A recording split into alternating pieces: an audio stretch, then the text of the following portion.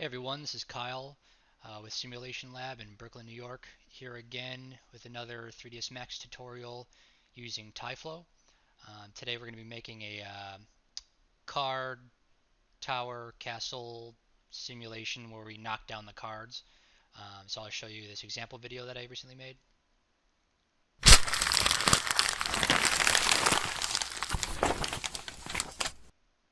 So the cards kind of balance, and then get hit with some cannonballs, or these spheres that shoot out. So we're going to be setting up a simulation where you can use any geometry you want. In this case, I used a sort of geometric primitive castle that I built really quickly out of some primitives. But you can really apply the same logic to any kind of geometry you like. So we might try to make like a card pyramid or something um, today. But yeah, so that's basically the logic is that the cards are individual little physics objects. They're bound together in particular modules, and then we basically voxelize the bounding geometry, which in this case was the castle, and then fill each voxel with the card module, which is a module of 3 cards. And then we basically test collision for the ground plane, and then we test a rotation variance within each of the modules. So if they do move amongst each other, then the physics simulation takes place, and the card module breaks apart into individual card elements, and then they all kind of fall to the ground. So that's what we're going to build today. So we're going to start basically from scratch. So let's jump into Max. Again, set up our units. Um, I used standard imperial units for this, decimal inches. 1 unit equals 1 inch.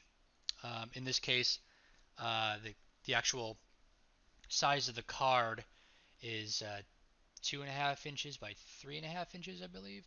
So I modeled the card, and basically I just found some basic playing card texture maps online. You can do a Google search for this, and there's a million things that pop up. I just basically cropped the cards out, or they already came cropped like that, and I just basically just slapped them on some geometry like this.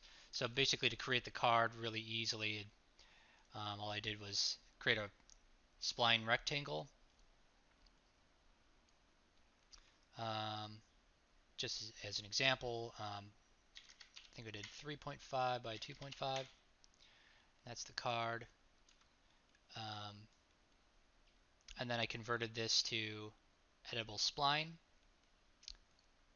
Grab the vertices, select all, and then do to fillet. And then you can add just like a little bit of a fillet to it. You could do this before or after you apply the textures, and so you can kind of visualize it. And then all I really did was apply a shell modifier. Um, and then I think the thickness I only made it like 0.05 or zero 0.04 inches. And then to create the actual material, I used FStorm as my main rendering engine for this, which at the end of the video will maybe get into some FStorm settings. FStorm's a really awesome GPU renderer. It's very similar to Octane, but it's extremely efficient. It's kind of like a what you see is what you get rendering engine. So I love it. I use it for ArcViz. And so basically what I did was I set up 5 different materials, and you can use whatever materials you want. In this case, I just had blank white material for the edges of the cards. And in each of these, so we'll go ahead and delete that as just an example. In each of these cards, put a UVW map modifier on it just to cover the face of the card so it doesn't extend. The texture map doesn't extend past the bounds of the card face. And then in material slot 1 in this multi-sub-object material, it's just a basic white material for the edges of the card. And then set up one where there's an ace, there's a 7, there's a king, and then the back of the card. So basically what I did is um, after I finished modeling the cards, I basically created triangles, and I tried to get the edges. Let's show you in a side view here. Basically just like rotated them and made these triangular modules of the cards, and then I just be careful like that they didn't touch. because that might affect the particle binding and stuff like that in the simulation later on. So I wanted to make sure that they didn't touch completely, so they're just kind of floating there.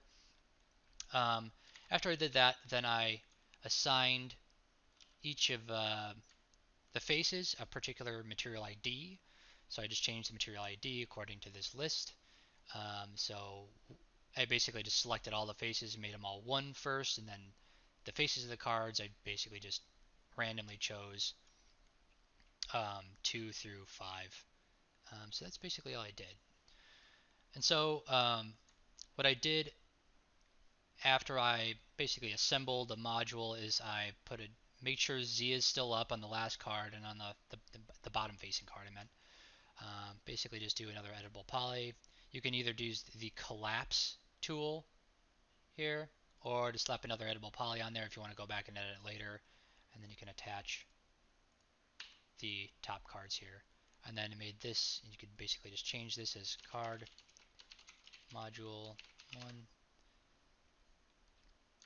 This is card module 2 and card module 3. So now that we have our 3 card modules set up, you could really use, if you wanted to make them different color faces, if you don't want to use the actual card faces themselves, you could do whatever texture map you want. That's just what I chose to do. And now we'll go ahead and set up our sort of starting bounding geometry for the voxels. So I'll get rid of this for now. We're going to do a pyramid. And maybe do something like a 60 inch by 60 inch by 40 inch. That should be cool. And then now we'll go ahead and create our TyFlow object. Pop open the editor. All right. So first things we're going to do is we're going to birth voxels. And then start 0, end 0. Voxel settings, we're going to set it to volume. Make sure it's set to volume. And then these voxel sizes are something we're going to have to go back later and change once we populate the voxels with the little card modules. But for now, maybe we'll do something like 3.5, 3.5, 3. Something like that. Oops.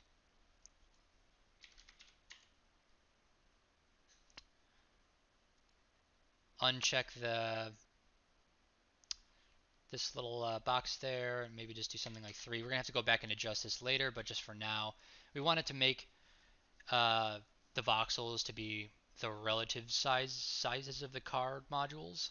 So we know the size of the card is 3.5 by 2.5. So we're going to use the real world units for that. So now that we have the voxels set up, we're going to toss in a shape operator. And we can go ahead and remove this, and then we can grab our 3 modules here, add selected. So now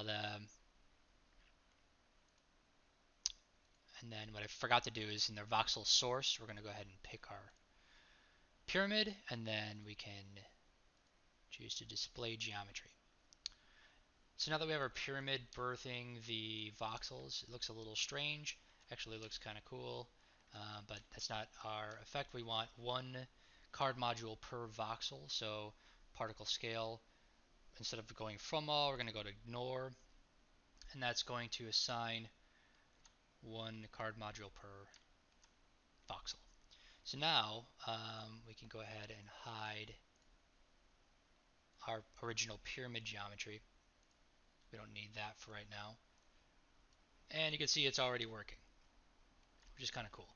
And in order to see the card faces, all we have to do is in our materials, just grab our materials, make sure you have your TyFlow object selected, and then apply your multi-sub object material to the entire flow. And there you go. And it kind of randomizes the placement of the card modules, and you can further randomize that if you'd like. But before we go any further, we might want to adjust the spacing of our voxels. You could tell it's like a little bit There's a lot of gaps here. We want to make sure that they're pretty close together. You can tell in the Z direction they're already pretty much there. Maybe just a little bit taller in Z. I want to make sure that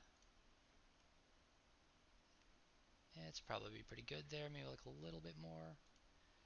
Want to give it a little bit of breathing room between all of the voxels. And in Y, we're going to scale this back way down. They're like almost touching. Oops, wrong way. And something like that's good. A little bit of a buffer. That's good. So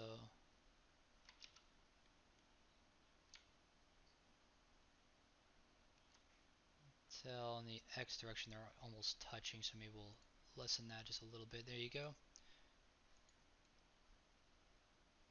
Something like that should be okay.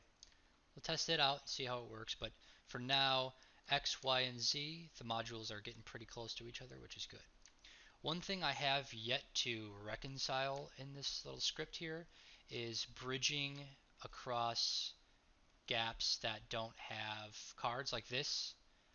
There's nothing to really bridge that gap. So with complex geometry like the castle and like a pyramid primitive like this, it's a little hard. I mean, it would be ideal to bridge each of these gaps with cards. We can do that in the module. Like in each of these modules, you can copy a card and extend it here or something. But then there's going to be some cards that overlap. So that's something to expand upon. If you guys have a better way of doing it, um, feel free to leave in the comments section or reach out to me. I think it'd be cool to keep this conversation going and build really complex card structures and then knock them down. So now that we have this set up, we have our voxel grid birthing our card modules. Now we can start to build our little physics simulator, right? So what we're going to do is we're going to create a physics shape, and we're going to make sure it's set to convex hull. And then I'm going to do a physics bind, and we're going to set this to a rigid joint. And then these settings we don't have to worry about for right now. We can play with these settings later um, in terms of how we want the bindings to work, in terms of, like, if there's going to be a twist, there's going to give a little bit of a spring to the movement of the rigid joint between the cards themselves. So the next thing we're going to do is a physics collision, and then we're going to have to make a plane. Well, for now, we don't necessarily have to make a, well, yeah, let's do that. That way we could test against it. So we're going to make a little ground plane. Maybe make that, kind of zero it out, or just put it right underneath the pyramid for now. This is not, we don't have to make this renderable. So object properties, we can click off renderable, maybe click it, check see-through in the display properties. So this is just going to be part of the simulation. We don't have to render this out unless you want to render it out, but it's up to you. So with our plane selected, we're going to go ahead and, under physics collision, add selected to our collider here. Um, and then that's pretty much it. For what we're going to want to do now, though, is if we run this simulation, you can tell what's happening. So let this process for just a second. So it's actually working really nicely, where all the cards are basically static. And you can tell there's a little bit of a weird kind of jiggly bounce there if you look real closely. We can reduce this effect if we go to if you select our TyFlow simulator object there, and then under physics, we want to change our substeps to a little bit higher, maybe something like 8. The higher you go with the simulation substeps, the longer it's going to take to cache the results. So you're going to have to let it, when you scrub it, you're going to have to build the cache a little longer. So it's a little bit more expensive to use higher substeps. You're going to need to use them for a simulation like this. So you can tell it's working pretty nicely. That it's pretty much static. So that means that all the modules are working together, they're bound together, and they're ready to get smashed. So now that we have that set up, we're going to set our scrub back to 0 there, and then we're going to continue with our test here. So we're going to do a property test. So basically we're going to be testing for two things. We're going to be testing for the ground collision. So when the modules hit the ground, then what we want them to do is we're going to break apart the elements, the 3 separate cards. We're going to make them separate, so that basically just destroy the module and then let the cards just be their individual physics objects. And we're going to test simultaneously for a property test of sort of like a twist. So if something hits the card pyramid, then some of the modules are going to twist, and we want those twisted elements to then shatter the individual elements of the card module. So in this case, the best way I've found to do it is do a spin Z test. And then we could do set this to greater than. If it's a greater than, like an angle of like 30 degrees for now, we can play with this angle later once we run the sim and see how it works. But if any of the modules rotate 30 degrees in the z direction away from each other, then it's going to destroy the module. So then we have to build that next. So basically what we're going to do is we're going to do a physics break.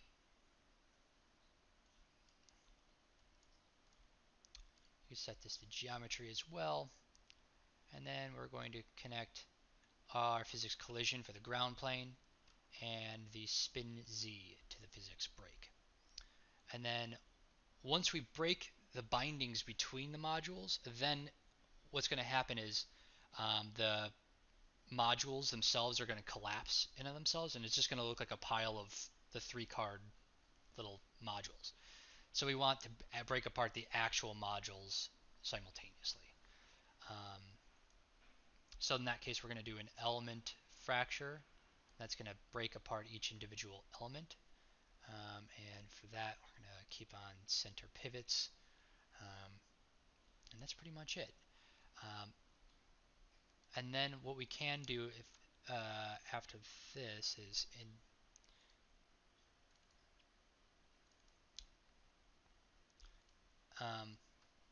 what I did in this video.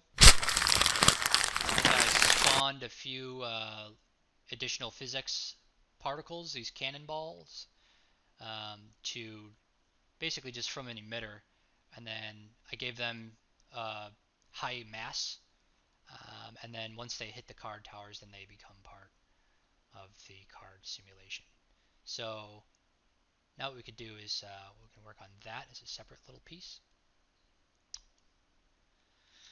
So what we're going to want to do real quick is we will create our TyFlow emitter. So go to helpers, TyFlow, and TyFlow icon. And then I made mine as about as wide as the pyramid, maybe something like that. That's good. And then we can raise it up a little bit, rotate it to kind of face the pyramid and give it a little bit of an angle so it kind of looks like it's shooting up towards it. Something like that. You can adjust this later, but just so we can see what it's doing now. You can already see what's happening is the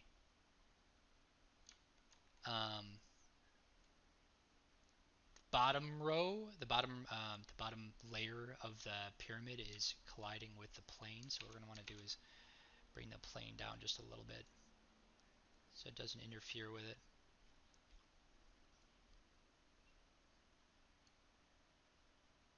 Should be okay.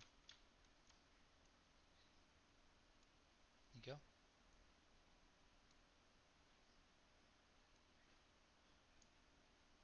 Okay. Now that we have our emitter set up, this is where we're going to shoot our cannonballs out of. We will bring back our TyFlow object in the same flow here. We can then create an additional event. So we can name this event card pyramid. And this, we're going to start a new event, and we'll name this one, we're going to start a new birth event, and we'll name this one Cannonball. And then maybe from 0 to 60 frames or something, and then we'll want to shoot out like a maximum of 8 particles, and then we go ahead and do display geometry. And then have it start from the icon, position icon. So add that there. We're going to pick our emitter. So that's the TyFlow icon that we created there. And then I'm going to create a shape. And in this case, you can launch whatever you want in it. If you want to model a realistic looking cannonball or something, anything else you want, you can do pick the shape here. But in this case, just do a basic 3D shape. I can do like a mid-res geosphere is I think what I used originally. And then we can set this scale to something like 800 or something. Give it a little bit of variation, like 50% variation. Okay, so let's see if it's working. We can turn this off for now and just make sure we test our little cannonball shooter. So you can tell, okay, so it's starting to spawn on the icon, so what we're going to have to do is give it a little bit of a speed so it flies away from the icon. So add a speed operator. And we're going to do, instead of random 3D, we're going to do a long icon arrow. I'm going to choose our icon. So now it goes, and they fly off into space, right? Cool. And then we could add a force operator, but since we're just going to make this a physics shape, and physics has its own built-in force, we're just going to allow it to use gravity. So we'll do physics shape.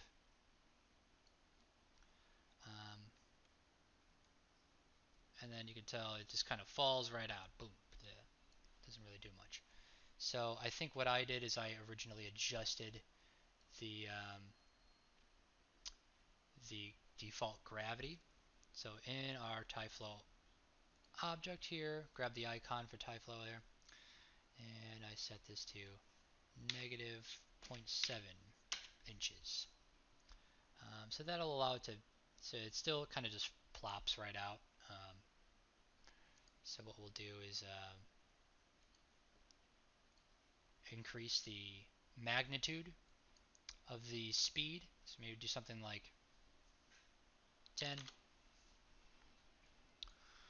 And then there you go, they start shooting out. It's good. They start rolling away and they act like they should. So maybe we can increase the scale, maybe the velocity a little bit. Yeah. So our pyramid's about right there. We can even turn on our old pyramid just to check against it and see how it looks. So it's starting to shoot and you kind of go into the pyramid. So that's cool. That should work fine. So we'll turn off our pyramid. And then we can turn this guy on. And before we run the sim, we can go ahead and hide our little modules that we're referencing. We can save this under the cards layer, and I just turn those off. All right. Okay, so now we'll go ahead and build the cache out for this. And depending on how many substeps you have in the physics properties, it might take a little while to build. You can already tell it's kind of doing what we want. What we might want to do though is increase the mass in the physics collider for this guy. So under dynamics,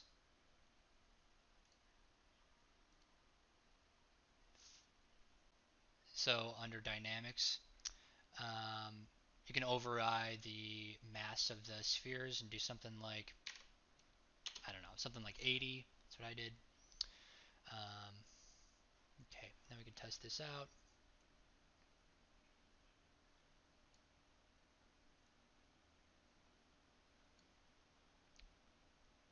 It's looking pretty good so far. It's looking at how you would expect. You could tell as soon as it hits the card. I'll bring over our TyFlow here. As soon as it hits the card, the pyramid, it starts bending. You could tell it's sort of bending those cards, and it's calculating the rotation that we're testing for, the spin z. Um, so as soon as it spins a little bit, I think we set it to like something like 30. So we can set that even higher if we wanted to, something like 45 maybe. So it really has to knock into those cards in order for it to start. Um, in order for the modules to be bent at that like 45-degree spin, that's 45-degree axis.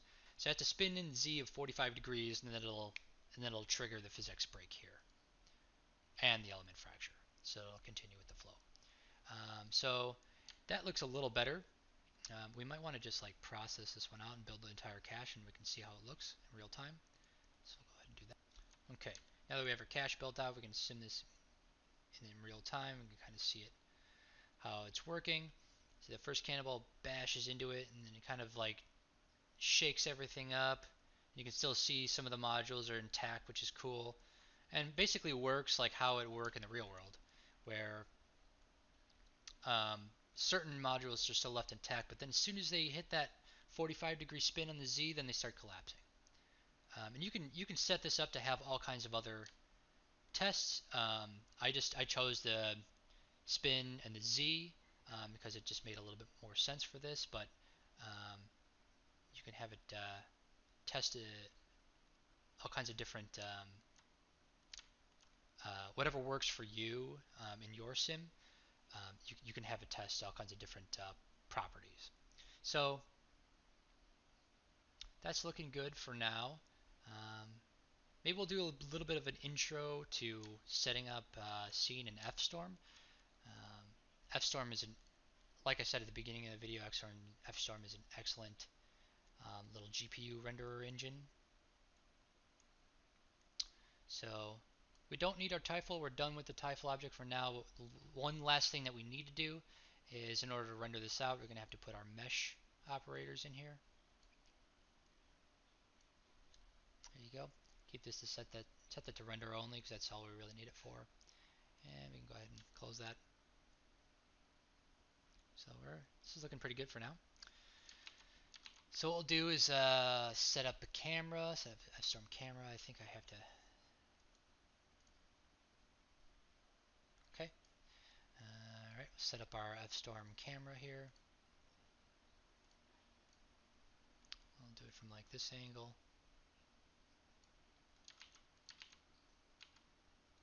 Raise it up a little bit. And then I already have my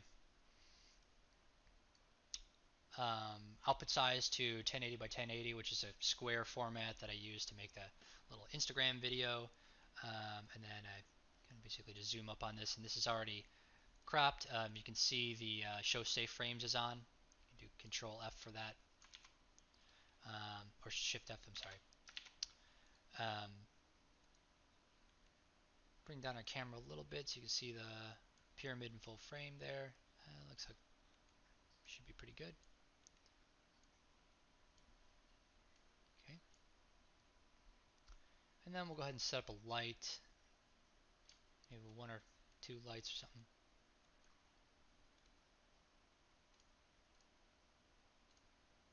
FStorm light. I'll make it a disk.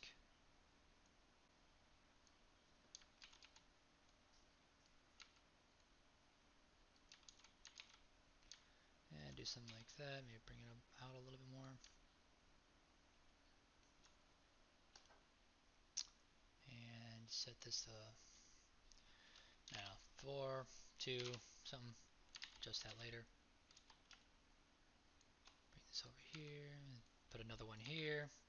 Just really quickly, we can adjust all this stuff later. I just want to give you a little bit of a rundown on how some of the FStorm settings work.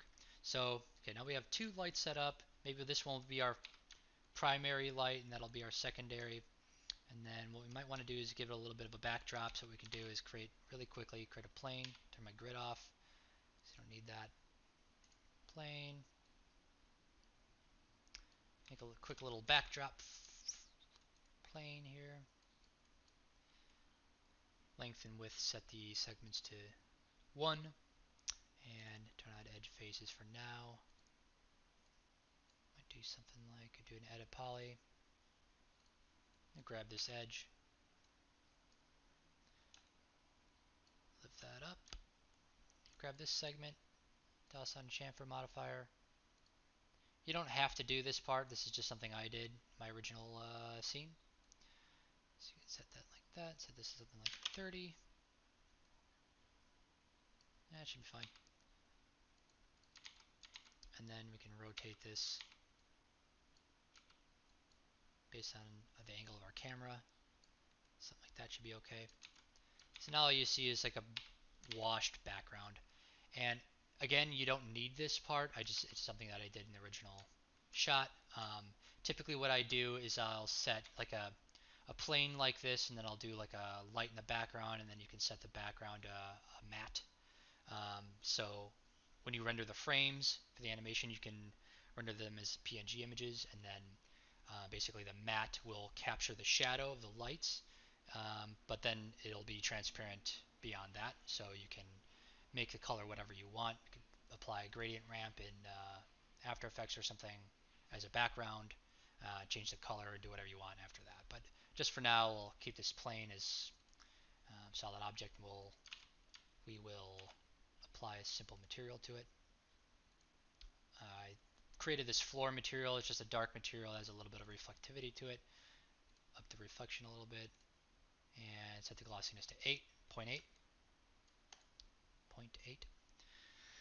So I'll apply that material there, and then basically one thing I didn't mention is that in the individual cards, materials for the cards, I increased the reflection a little bit, actually a lot of it, and then the glossiness I set to like 0.8.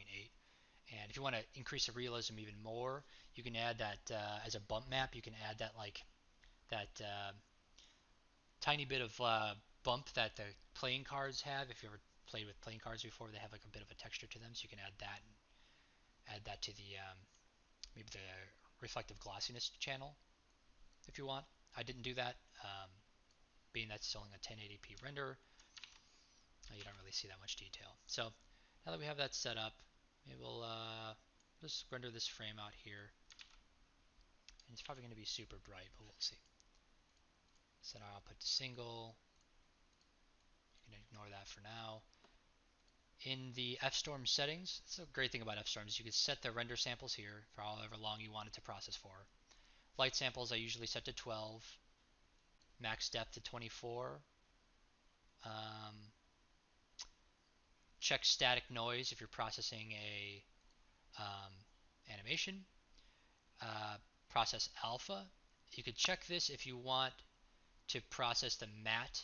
If let's say if you in your floor material, you could set this to be a matte material, wherever the hell it's at. Matte. You can check this box if you want it to be a matte object, which I can show you what that looks like. But for now, we want this material to actually show up. So we'll leave this unchecked for now. And then your noise threshold, I just set to like 0.001, something really low. Then in your environment, I typically use like an HDR image, HDRI. So I just have one here that I downloaded from somewhere on the internet. I'm sure you guys could find it. There's a ton of really good resources. Maybe I'll leave some resources for HDRIs in the description below, but I'm sure you guys can find some really nice ones. It's basically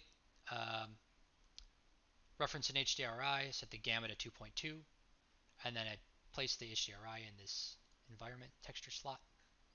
And I just leave it at 1 for now, and you can adjust that later.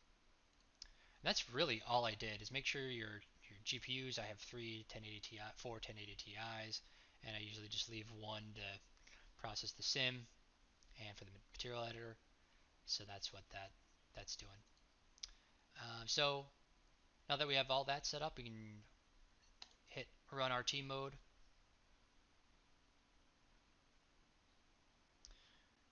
And there we go.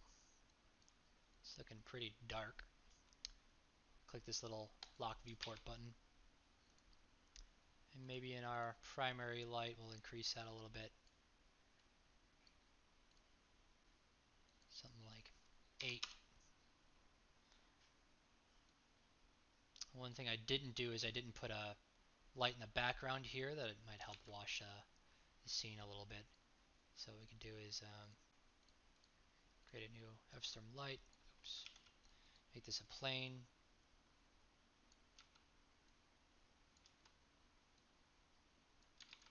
This is just to wash the back of this backsplash here. Local.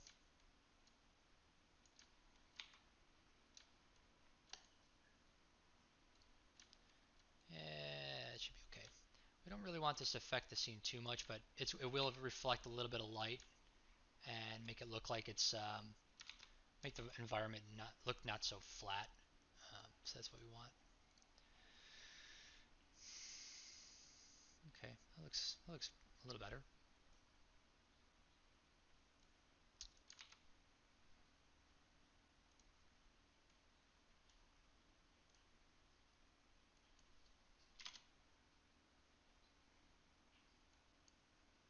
And then you can just kind of play with these lights until you get something that you like. That's looking okay for now. Let's see if I bring up my original video here. I think my primary light was the other one, so maybe we'll try that. Make this one super low to make this one a lot higher. 12, 10. There you go. It's looking a little bit more interesting there. So yeah, and then the great thing about F-storm is it will process the cached mesh in basically near real time. So let's go ahead and refresh that.